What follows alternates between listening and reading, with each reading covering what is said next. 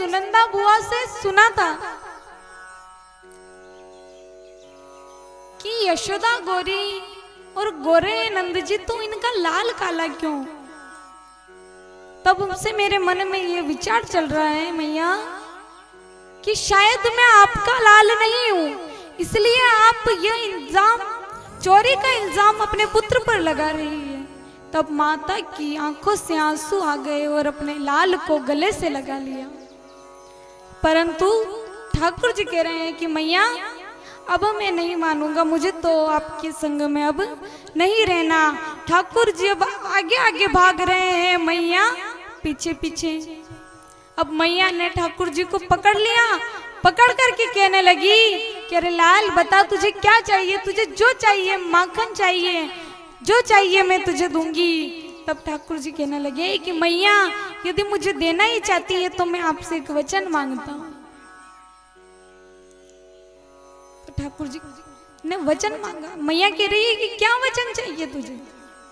अब नन्हे से बालक जो केवल अभी थोड़ा थोड़ा चलने ही लगे हैं, ठाकुर जी कह रहे हैं अपनी मैया से कि मैया मुझे भी बाबा के साथ में जंगल में गायों को लेकर के जाना है और तू मुझे मना नहीं करेगी, ये वचन चाहिए मुझे।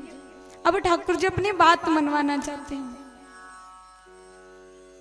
मैया कह रही है अरे नहीं तो अभी बहुत छोटा है। पर ठाकुर जी नहीं माने। ठाकुर जी कह रहे नहीं, अगर मुझे जाने नहीं दिया तो मैं आपका लाल नहीं हूं। मैया मान गई कि चल ठीक है, कल से अपने दाऊ भैया सभी ग्वालों के साथ में तू भी गायें चराने के लिए चले जा। अब यहाँ ठाकुर जी बड़े ही खुश हैं कि अब मैं भी गायें चराने के लिए जाऊंगा। तब ठाकुर जी ने नंद भवन से पहली बार जब बाहर निकले तो बाहर उनकी प्रतीक्षा माता धरती कर रही थी। माता धरती ठाकुर जी की प्रतीक्षा कर रही थी। ठाकुर जी जैसे ही बाहर आए, माता धरती, माता पृथ्वी हाथ जोड़कर खड़ी हो गई और कहने लगी मेरे हो भाग्य जो आपने मुझे दर्शन दिए। अभी तक ठाकुर जी नंद भवन से बाहर नहीं आए थे। माता धरती तरस गई थी। माता कहने लगी कि मेरे अहो भाग्य जो आपके मुझे दर्शन प्राप्त हुए।